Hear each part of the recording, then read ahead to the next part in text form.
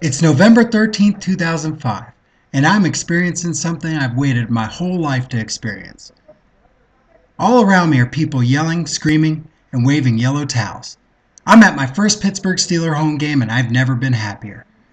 My name is Dustin Paul, and I've been a Steeler fan all my life.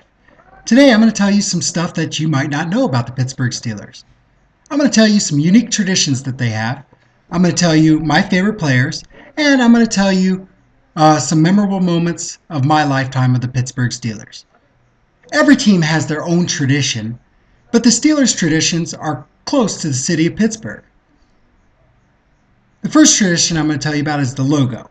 According to Steelers.com, the Steelers changed their name from the Pittsburgh Pirates to the Pittsburgh Steelers in 1933. They did this because they're known as the Steel City. So they said, that fits, but they had their name, but they needed a logo. So they went to the American Steel Institute and asked them if they could use theirs.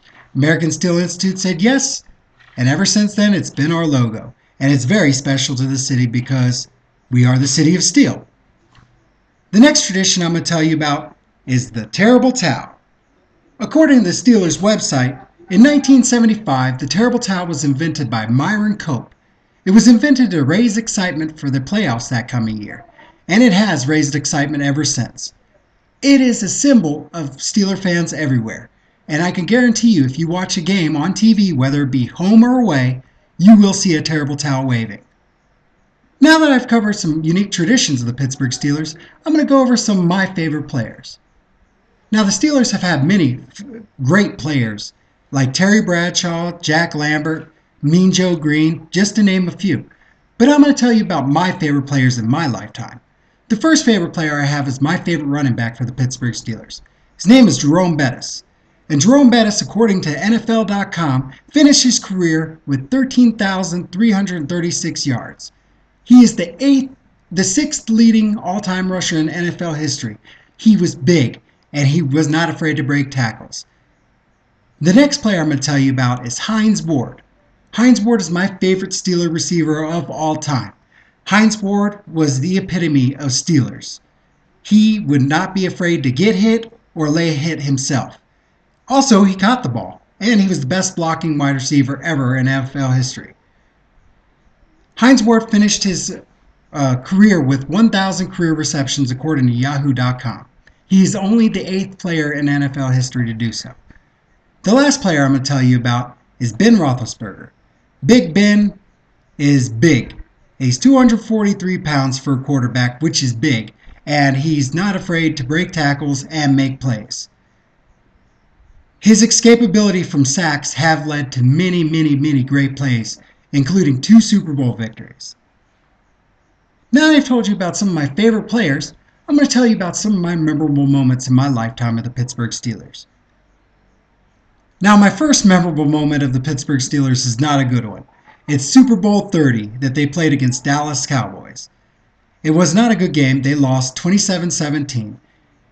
They threw 2 interceptions in the fourth quarter, and it led to a loss. But it was memorable to me because it was the first Steeler game, the first Steeler Super Bowl that I saw.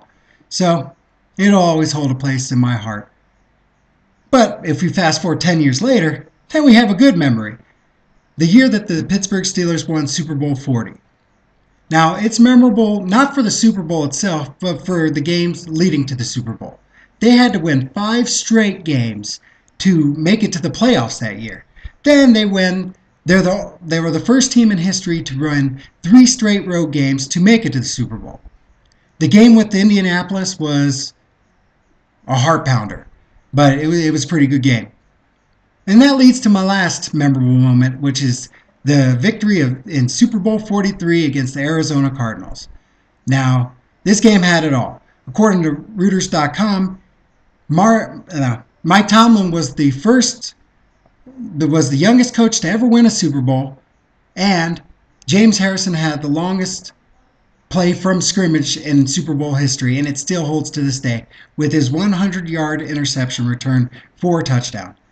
This game was a nail-biter to the very end, and it ended with Ben Roethlisberger's game-winning drive and, of course, the miracle catch by Santonio Holmes at the chalk line of the end zone. It was a pretty special game. Well, today I've told you about the Steelers' history, basically. I've went through some unique traditions that the Steelers have. I've been through my favorite players and some memorable moments in my lifetime of the Pittsburgh Steelers. Now, I'm not telling you to go out and become a Steeler fan. I just wanted to share with you some information I know about the Pittsburgh Steelers and why I like them so much. But be a fan of your own team. That's all I got to say. And one more thing, go Steelers. Thanks for watching.